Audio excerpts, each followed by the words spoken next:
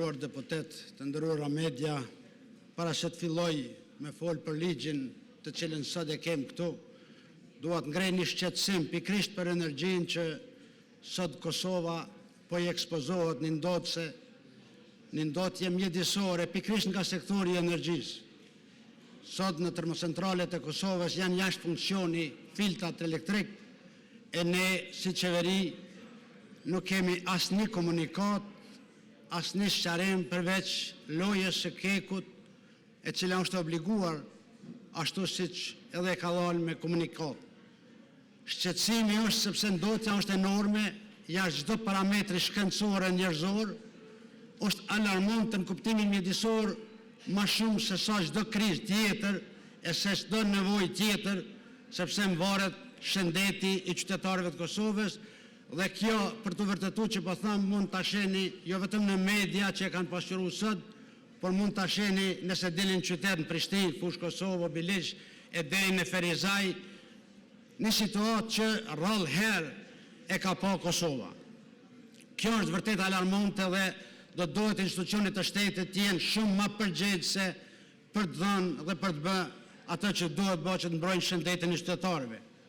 Ndërsa sa i përket ligjit që sot na ka ardhur, e kam thënë në seancën e parë, po e ripërsëris, puna e parë që ndodh me këtë ligj është shmangja nga llogaridhënia dhe përgjegjësia e kuvendit dhe bartja e përgjegjësisë të një ministri për një pjesë të sektorit energjetik jashtëzakonisht delikat.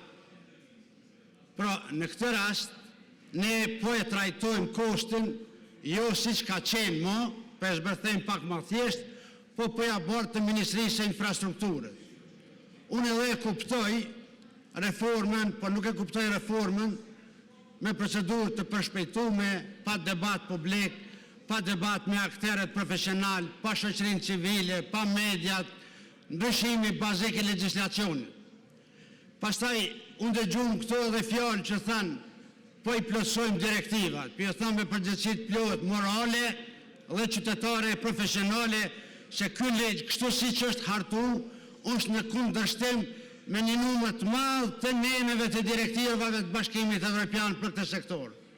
Dhe për shkak të kohës dhe asaj debati që kemi zhvilluar, unë vetëm pyet tregoj nemet e sakta ku ky ligj bën kundërshtim plot me direktivat e Komitetit të Energjisë të Bashkimit Evropian. Të tjerat letra politike unë nuk i komentoj se nuk i kemi po. Nuk ju kanë shpërndarë deputetëve. Askush nuk e din atë letër, atë komunikim, por e sheh çka ka shkruar dhe direktivat janë publike. Mund t'i shihni se sa në diskordon të madhe janë direktivat e Bashkimit Evropian me këtë nen dhe me këtë ligj. Dhe këtë ju them se që në nenin e 9 paragrafi 2 për e ligjit bjen desh direkt në nenin 57 dhe 59 të direktives 2019-944. I lexoni, janë publike, mund të shihni. Komplet përgjegjësi të regulatorit i cënon ky ligj dhe i centralizon. Apo kena shkelje të direktives, po ashtu direktives 57, nenit 57 të direktives pika 4. Kemi po ashtu shkelje të nenit 59 pika 1 të direktives.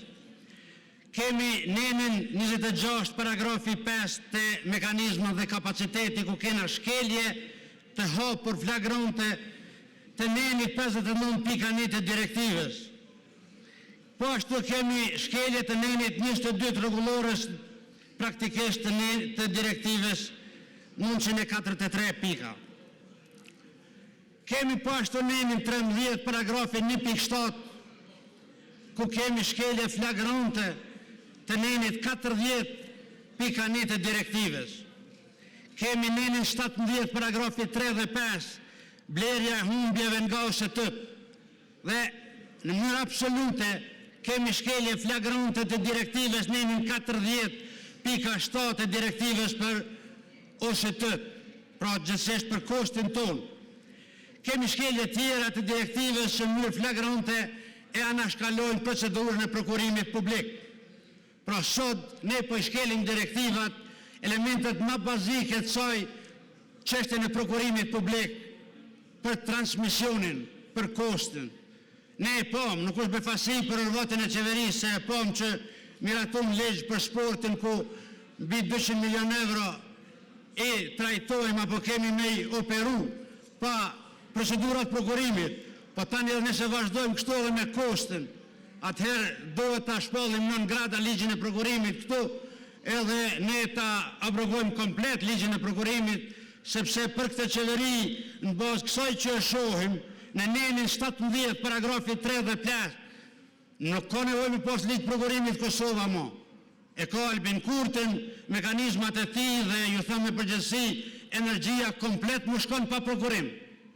Transmisioni punon pa prokurim, regulatori ka lënë nën kompetenca të Ministrisë së Zhvillimit, kosti ka lënë te Ministria e Infrastrukturës, ligji i prokurimit bjen. Dhe e kena edhe një mungesë fare të qartë. E kena mungesën e neni 42 të direktives për OST-t. Pra pikërisht neni që trajton komplet sfidën e OST-s ose të kostit ton, ne sot nuk e kemi trajtuar fare këtë direktivë. I kemi mshel sytë, e kemi harru, se kështu po i konvenon qeverisë për sektorin. Ne nuk mund të mbështesim një ligj të tillë kaq absurd, e që bjen ndesh me çdo parim të ekonomisë së tregut e me çdo parim të sektorit energjetik evropian. Të ligjit për qeverinë dhe rregullorës punës së qeverisë dhe të kuvendit para josh paraqes për shqyrtim dhe miratim projekt ligjin për energjinë. Ky projekt ligj përfaqëson një hap të rëndësishëm të modernizimit të sektorit të energjisë dhe integrimit të tij në tregun evropian. Ai sjell një çështje më të qartë, më të avancuar dhe më gjithëpërfshirë se krahasuar me ligjin ekzistues, duke reflektuar kalimin nga pakoja e tretë e energjisë drejt kërkesave të energjisë së pastër. Mbi këtë premisë, teksti veçantë i kushtohet fuqizimit konsumatorit, integrimit të tregut rajonal dhe adresimit të varfërisë energjetike.